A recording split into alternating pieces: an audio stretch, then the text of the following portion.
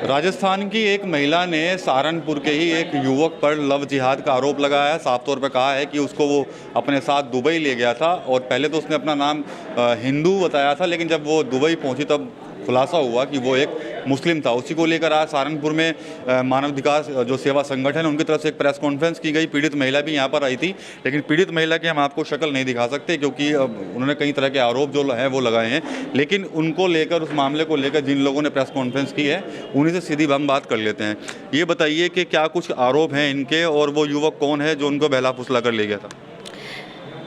भारतीय मानवाधिकार सेवा संगठन के जिलाध्यक्ष एवं प्रवक्ता एडवोकेट विनीता सैनी ने इनसे बात की है और उसमें यह है कि एक बार फिर विशेष वर्ग के व्यक्ति ने नाम बदलकर दूसरे समुदाय की युवती को प्रेम जाल में फंसाकर उसका शारीरिक आर्थिक शोषण किया तथा उसकी अश्लील वीडियो बनाकर उस पर जबरन धर्म परिवर्तन का दबाव बना रहा है और धर्म परिवर्तन न करने पर उसे जान से मारने की धमकियां भी दी जा रही हैं। इनके साथ बात हुई है राजस्थान के शहर अजमेर निवासी, हम नाम नहीं बोल सकते उनका, तो पुत्री दयाराम जो कि बंगलोर में ब्यूटी पार्लर का काम करती थी, उसे वसीम पुत्र सलीम निवासी ग्राम घाना खंडी गुन्ना थाना कोतवाली देहात सहारनपुर ने अपना नाम राजू राठौर बदलकर पहले तो युवती को प्रेम जाल में फंसाया और उसके बाद वर्ष 2021 में उसने कहा कि वह उससे शादी कर लेगा, लेकिन वह अपनी संपत्ति बेचकर उसके पास सऊदी अरब आ जाए, उसका ये बोला गया। तो वहीं पर वह उससे शादी भी कर लेगा। युवती क्योंकि उसको पता था कि ये युवक हिंदू है, इसलिए वह उसकी बातों में आ गई और अपना सब कुछ बेचकर उसके पास सऊदी चली गई। ठीक है, सऊदी में क्या हुआ उसके साथ? वहाँ जाकर उसे पता चला कि वसीम राजू राठौर नहीं बल्कि मुस्लिम समुदाय से है, तो उसके होश उड़ गए। जब तक वसीम ने उसका वीजा व अन्य कागजात उससे छीन लिए और लगातार 3 माह तक उसके साथ बंधक बनाकर बलात्कार करता रहा। उन्होंने यह भी बताया कि वसीम ने धोखे से युवती की अश्लील वीडियो भी बना ली और धमकी दी कि यदि उसने इस बारे में किसी को कुछ बताया तो वह उसकी अश्लील वीडियो सोशल मीडिया पर वायरल कर देगा, जिससे वह अपनी जिद के खातिर डर गई और उसके दबाव में आ गई।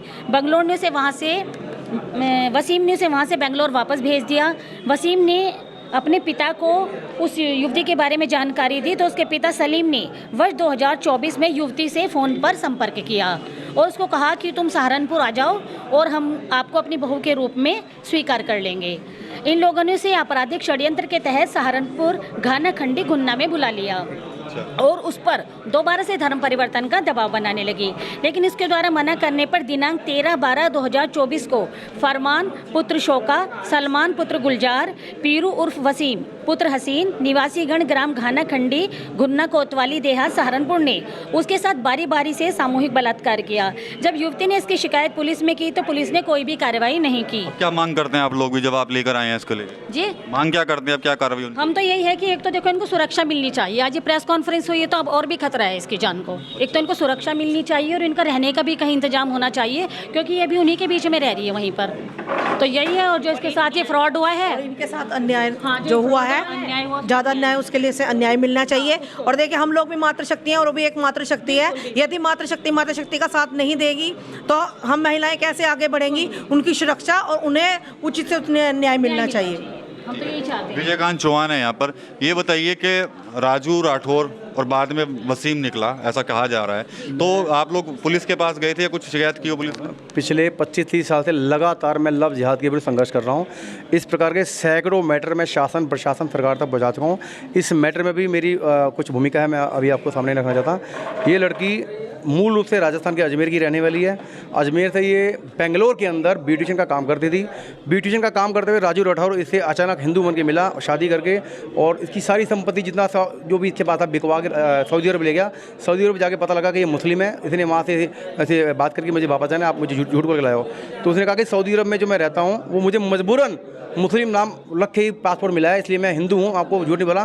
सहारनपुर के घाना मंडी जाओ, वहाँ मेरे माँ बाप रहते हैं, वो आपको एक्सेप्ट करेंगे, आपसे सारी व्यवस्था आपकी करते हैं, आप जाओ मेरा नाम लेके सारी व्यवस्था हो जाएगी।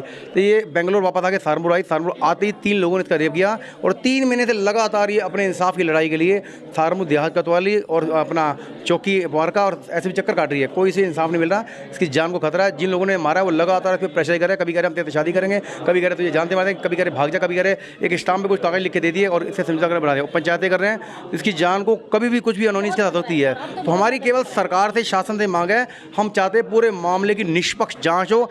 इस लड़की की भी जांच हो, अगर ये गलत है इसके खिलाफ भी कार्रवाई हो, अगर वो दोषी हैं तो उनके खिलाफ भी कार्रवाई हो।